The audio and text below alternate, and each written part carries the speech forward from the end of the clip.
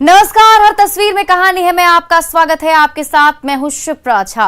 गोपालगंज में चुनावी तैयारियों के लिए दबंग उम्मीदवार ने डांस और म्यूजिक की महफिल सजाई तो तमंचे का रौब भी दिखाया, लेकिन ये झूठी शान हादसे के साथ साथ महामारी को भी न्योता दे सकती है।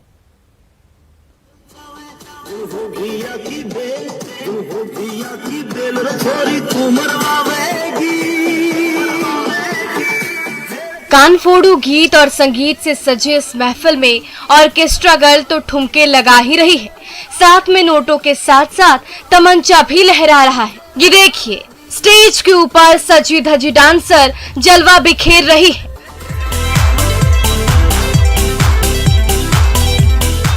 तो स्टेज के नीचे ये शख्स तमंचे का रौब दिखा रहा है। इस शख्स का नाम है मनीष सिंह और ये वायरल वीडियो है कुचायकोट के उचका गांव का। गोपालगंज जिला परिषद का चुनाव कुछ ही समय में होने वाला है। उसी चुनाव में समर्थकों को एकजुट करने के लिए धूम धड़ाके के साथ इस जलसे का आयोजन किया गया, जिसमें बार बाला ने तो अपनी अदाओं से सबका दिल जीता ही। इस दबंग शख्स ने भी अपनी उम्मीदवारी का दावा ठोकने के लिए सरेआम पिस्टल लहराया। ये देखिए, ऐसे शख्स ने एक हाथ में नोट पकड़ रखा है तो दूसरे हाथ में पिस्टल चमका रहा है। डांसर मंच पर नाच रही हैं तो ये मतवाला शख्स मंच के नीचे तमंचे का रौब दिखा रहा है। तभी उसने एक हाथ से पकड़े पिस्टल को हवा में लहराया और फिर ट्रिगर दबा दिया, लेकिन मिसफायर हो गया।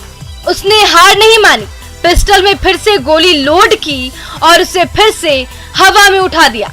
इस बार ठाई की आवाज के साथ पिस्टल की नली से निकली गोली दंदनाते हुए हवा से बातें करने लगी। फायरिंग की खुशी इस दबंग के चेहरे पर भी झलकने लगी और उसने दूसरे हाथ में पकड़ा नोट उस बार बाला की ओर बढ़ा दिया। ये सारा तमाशा भारी भीड़ के सामने होता रहा, लेकिन जरा सोचिए, ऐसे सिर्फ से थोड़ी भी चूक हो जाती और पिस्टल का मुंह समर्थकों के हुजूम की ओर मुड़ जाता तो क्या होता। चारों ओर कैसी चीख पुकार मच जाती। कई बार ऐसे हादसे होने के बावजूद ये सिरफिरे सबक लेने को तैयार नहीं दिख रहे। एक तो इस भीड़ में शामिल किसी भी शख्स ने चेहरे पर ना मास्क पहना है और ना किसी ने सोशल डिस्टेंसिंग की कोई परवाह की। ऊपर से झूठी शान दिखाने के लिए जिस तरह से सरेआम लोडेड पिस्टल चमकाया गया, ये सरासर हादसे को न्योता देना है। इसलिए कृपया ऐसी गलती ना दोहराएं और कुछ वक्त के लिए घर पर आराम करें। मुकेश कुमार, न्यूज़ 18, गोपालगंज।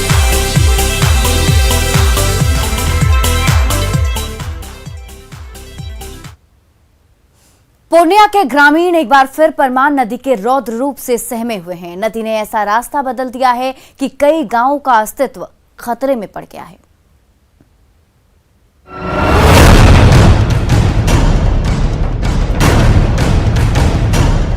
परमान नदी के बहाव का दायरा दिनों दिन चौड़ा होता जा रहा है और खेत के खेत नदी की धारा में समाते चले जा रहे हैं। माला गांव के इस इलाके में कभी हरी भरी फसल लहलाती रहती थी, लेकिन परमान नदी ने अचानक रास्ता बदला और पल भर में कई एकड़ खेत पानी में समा गए। और अब परमान नदी की धारा वहां बह रही है। हालत ये है कि नदी की दोनों छोर पर रोजाना कटाव का दायरा फैलता जा रहा है और आसपास की जमीन खिसकती जा रही है। और अब तो माला गांव के अस्तित्व पर ही खतरा मंडराने लगा है। 2 साल पहले वो 500 फीट पूरब थी नदी, 2 साल के अंदर 500 फीट कट चुका है। अब 50 फीट के बाद गांव है।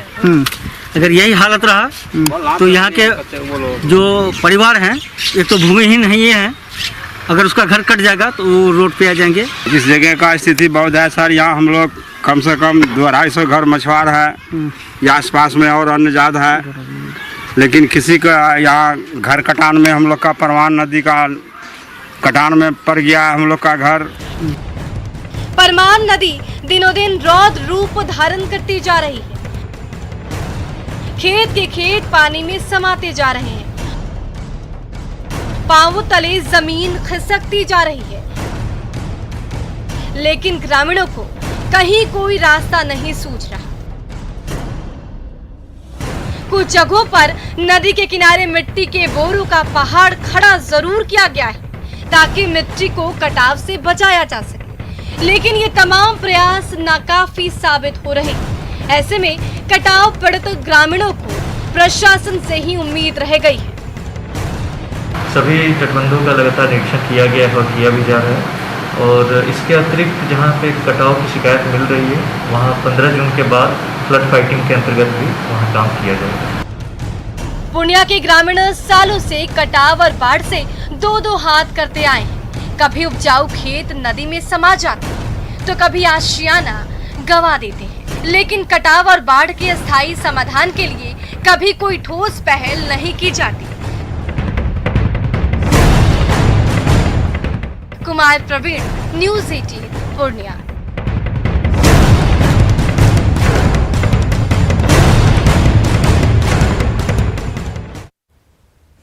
पिछले साल आई बाढ़ की तबाही से लोग अभी तक उबर भी नहीं सके थे कि एक बार फिर से बाढ़ की आहट ने लोगों के मन में खौफ पैदा कर दिया है। गंडक के जल स्तर में बढ़ोतरी से गोपालगंज के दियारा इलाकों के सैकड़ों ग्रामीण पलायन करने को मजबूर हैं।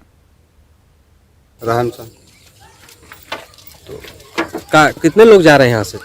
पूरा गाँव के लोग खाली कर दिया गाँव।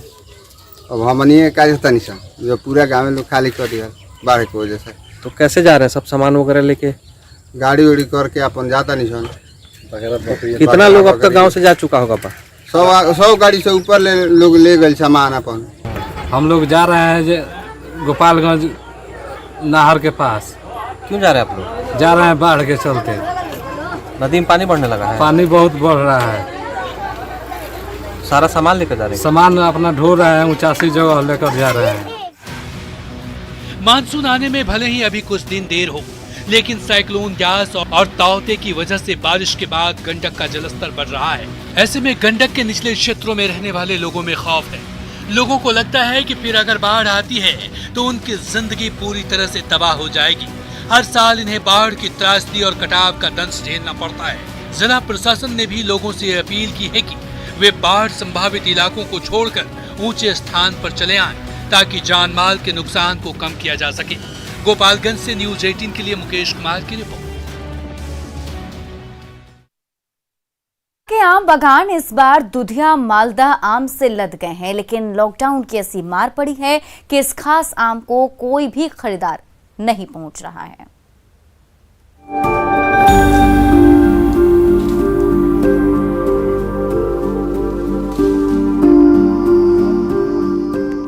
ये आम हैं, मगर बहुत खास हैं। नाम है दूधिया मालदा। कहते हैं बरसों पहले आम की इसी अनूठी प्रजाति को दूध से सींचा गया था, इसलिए नाम पड़ा दूधिया मालदा। बांका के बड़े बड़े बगीचों में खड़े हर एक पेड़ इन दिनों इसी दूधिया मालदा आम से लदे नजर आ रहे हैं, लेकिन बम्पर पैदावार के बावजूद लॉकडाउन के चलते आम उगाने वाले किसानों के चेहरे पर चिंता की लकीरें खींच गई हैं। महामारी की काली छाया पड़ने के चलते इस बार लगातार दूसरे साल भी दूधिया मालदा खरीदने के लिए दूर दराज का कोई व्यापारी बांका के बगीचों तक नहीं पहुंच सका।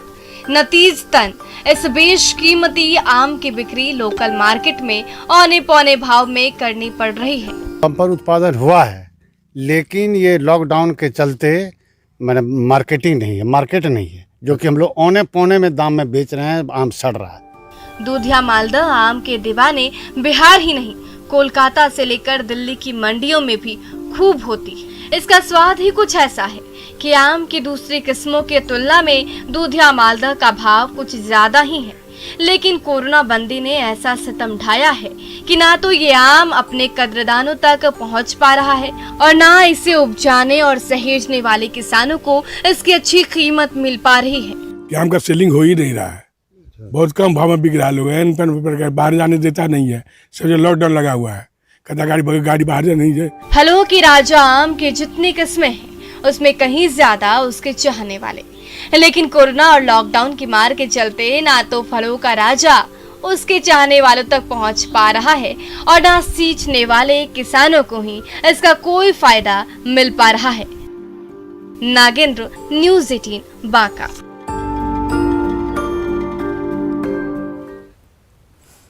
पूर्णिया के किसान पीला सोना यानी मक्का से मालामाल हो रहे हैं। इस बार इतनी बम्पर पैदावार हुई कि सीमांचल का मक्का देश ही नहीं विदेशी सरजमी पर भी भेजा जा रहा है।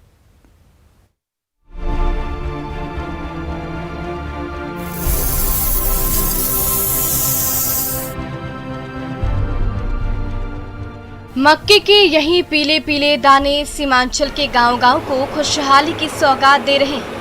किसानों की कड़ी मेहनत की ही बदौलत पूर्णिया ने मक्का उत्पादन में अमेरिका जैसे विकसित देश को भी पीछे छोड़ दिया है।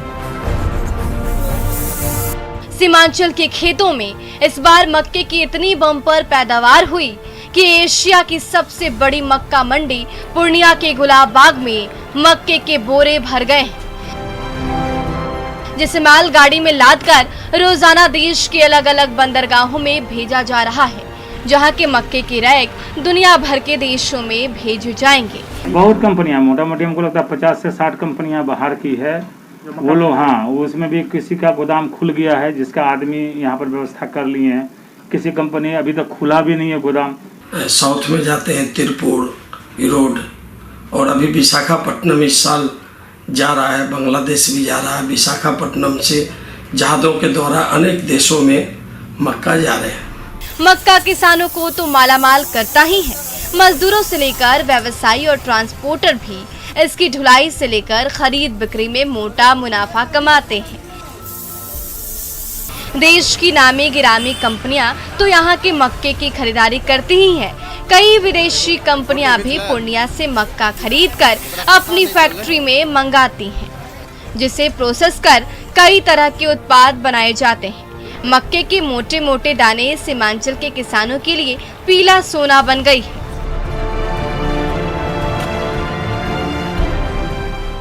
बढ़िया मक्का सारा मीठा ठीक होता, सारा बाहर के लोग बाहर की भी कंपनी सब आई हुई है। हाँ, काफी कंपनियां आई हुई है, 50 कंपनियां आई हुई है और प्रतिस्पर्धा का बाजार है। उत्पादन 100 कुंटल प्रति हेक्टेयर उपज किसानों के द्वारा उपज किया जाता है। और आपको अपने हिंदुस्तान में जो है पूर्णिया की सबसे उत्तम मिट्टी है यहाँ का मक्का उत्पादन के लिए। मक्के ने पूर्णिया ही नहीं सीमांचल के किसानों की किस्मत तो सवारी ही है। बिहार की अर्थव्यवस्था को भी मजबूती मिल रही है। इस पर आधारित उद्योग यहाँ लग जाए तो इलाके की सूरत बदलते देर नहीं लगेगी। कुमार प्रवीण, न्यूज़ 18 पूर्णिया। खगड़िया में जब कोरोना काल में काम धंधा बंद हो गया तो उत्साही युवकों की टोली ने गांव में ही रेडीमेड गारमेंट की ऐसी फैक्ट्री खोल डाली जो रोजगार की सौगात दे रही है।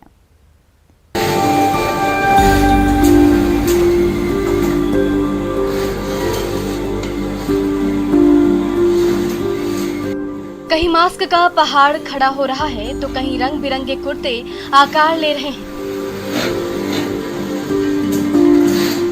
बड़े बड़े शहरों में अपने हाथों से स्टाइलिश कपड़ों की ढेर लगाने वाले ये हुनरमंद हाथ आज अपने गांव घर में ही अपनी कारीगरी का कमाल दिखा रहे हैं।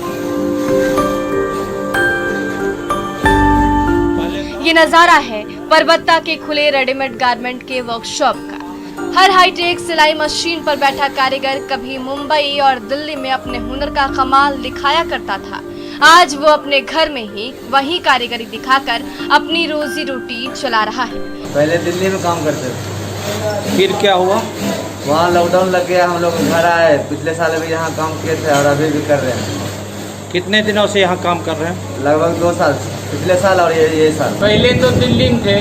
दिल्ली में क्या काम करते थे? यही सूट बनाते थे, लेडीज सूट, जीन्स, शर्ट। फिर क्या हुआ, वहाँ क्यों छोड़ दिए? इसलिए छोड़ दिया कि फैक्ट्री ब्लॉक हो गया, वहाँ बंद हो गया, चले आए हम सब लोग।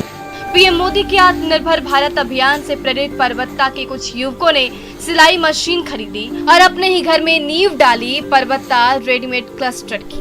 जहां गांव घर के ये हुनरमंद कारीगर दिन भर सिलाई मशीन पर कारीगरी दिखाते रहते हैं और सूट और पैंट शर्ट लेकर किस्म किस्म के स्टाइलिश कपड़ों का ढेर लगता जा रहा है, जिसे खगड़िया से लेकर मुंगेर और बेगूसराय के मार्केट में भेजा जाता है। पूरी तरह से सरकार के द्वारा ही सहयोग है और अभी तो भारत सरकार और बिहार सरकार का स्पष्ट निर्देश है कि आत्मनिर्भर भारत या आत्मनिर्भर बिहार चलाना है और इसी ढंग से हम लोग सपना साकार भी कर सकते। कोरोना की आपदा ने रोजी रोटी पर संकट खड़ा कर दिया तो परबत्ता के हुनरमंद युवकों ने उसी चुनौती को ऐसे अवसर में बदल डाला जिसके जरिए आज कई कारीगरों को रोजगार मिला हुआ है। दिग्विजय कुमार, न्यूज़ 18 खगड़िया।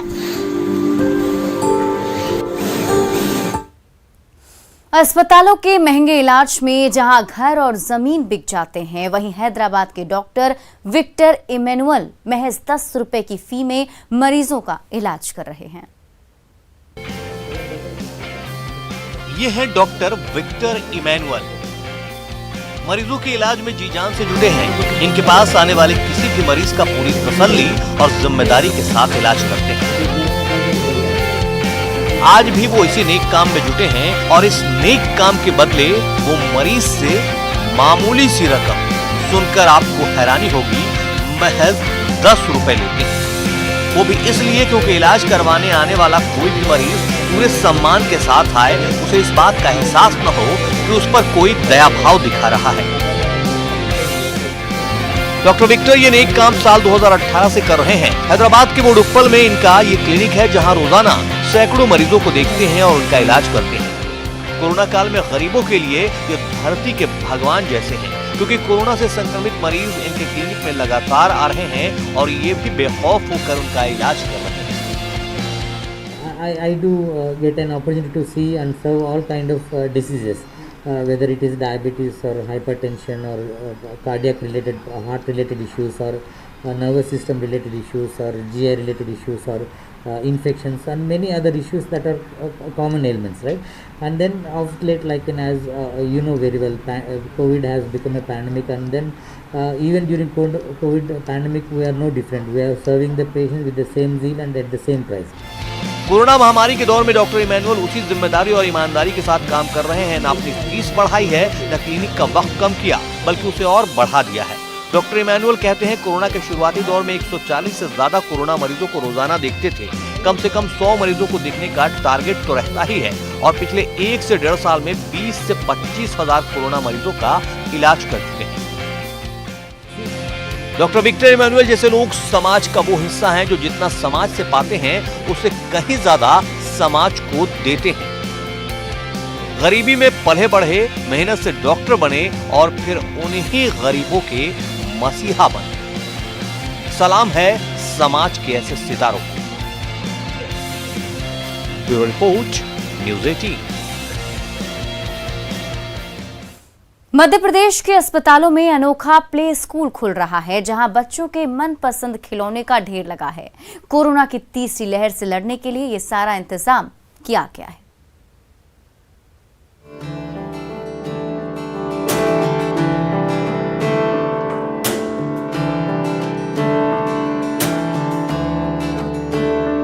यहाँ एंट्री करते ही आपको लगने लगेगा आप प्ले स्कूल में आ गए हैं।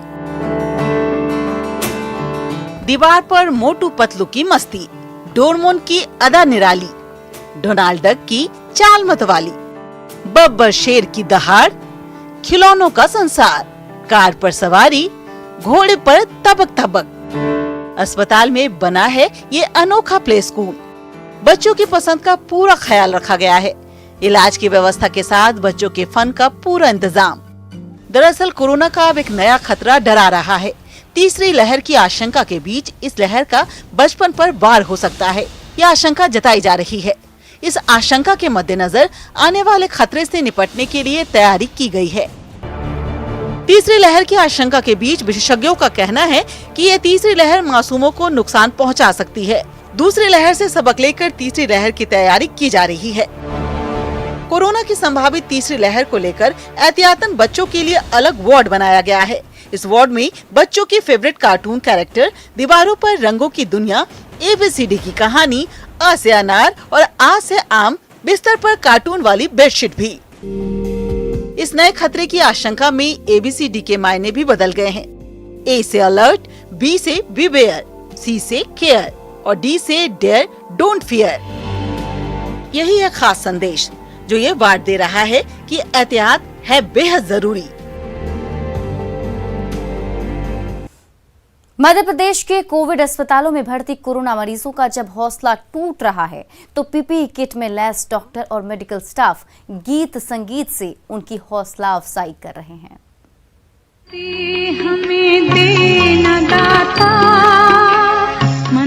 इस भरोसे में गजब की ताकत है, एक दूसरे के साथ की शक्ति, मोटिवेशन थेरेपी और जादू की झप्पी। बालोद जिले में PPE किट पहने इन फरिश्तों और मरीजों की ये प्रार्थना सुन लीजिए।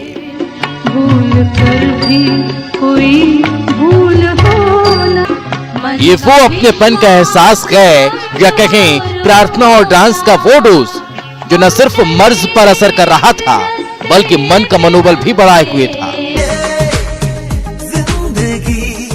बालोद के जिला कोविड सेंटर में मेडिकल स्टाफ और कोविड मरीजों का गीत संगीत पर थिरकता मन हो, फिर थिरकते कदम जो कह रहा है हर पल को जियो, जिंदगी जीने का नाम है, मुसीबतों के आगे घुटने टेकने का नहीं।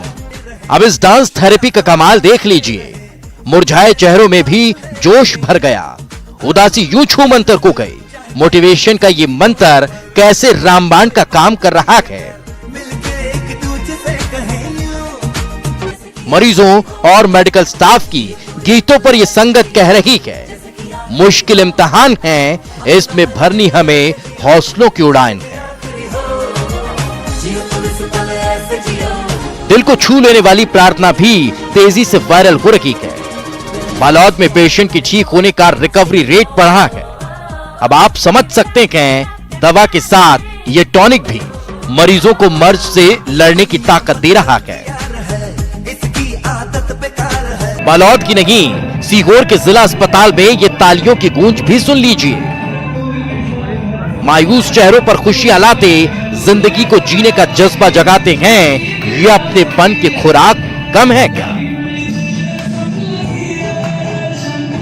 और डांस का डोज या फिर जादू की झप्पी, उसने यहां भी कमाल कर दिखाया है। रिकवरी रेट यहां भी बढ़ गया। मरीजों के ठीक होने के मैजिक के पीछे ये कोशिश भी कम नहीं, जिसने पेंडेमिक माहौल में मरीजों का मनोबल बढ़ाया, कोरोना को मात देने का हौसला जगाया।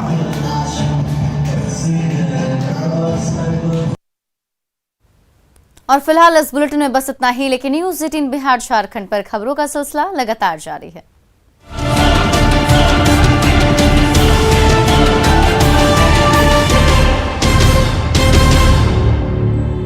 कोई भी